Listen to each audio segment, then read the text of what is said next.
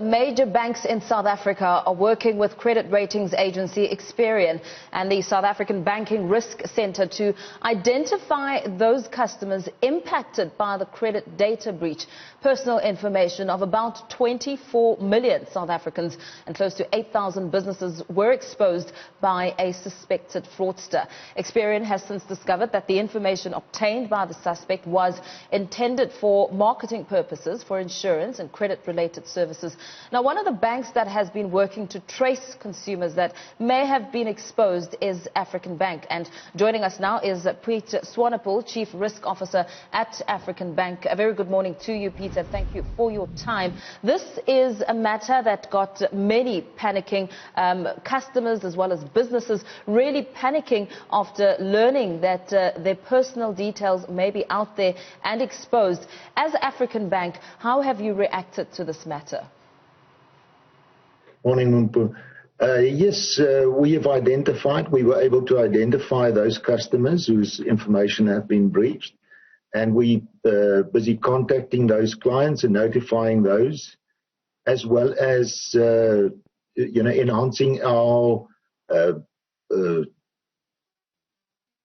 measures to identify possible clients that might be where their information might have been breached.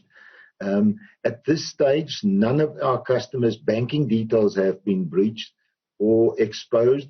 So it is, ID numbers, addresses, names that have been exposed.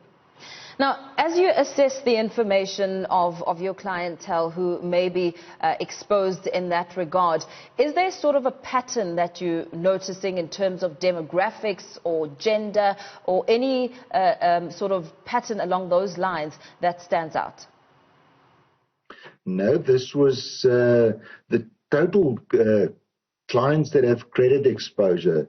So the clients' details that have been exposed here is clients that have credit exposure at credit bureaus. Banks have to report all exposures and debt that people have with banks to credit bureaus. So it is those clients that do have existing debt and had existing debt previously that if their information is the ones that's been exposed. And how does this impact your credit consumers? So this creates the opportunity for fraudsters to, contact customers and pretend to be, from the bank, and in that way trying to convince clients to part with their log-on credentials or their passwords or PIN numbers.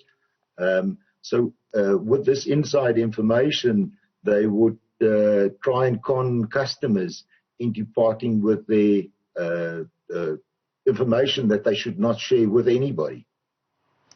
And very lastly, before we let you go, Peter, just give us an indication perhaps to your customers, your clientele, who perhaps may be already contacted by this fraudster. Any word of advice on how to handle the matter, where to go in terms of reporting it, and what are the red flags to look out for?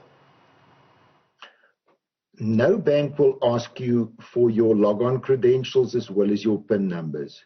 So never disclose that. Doesn't matter how convincing the person on the other side is. Never click on links.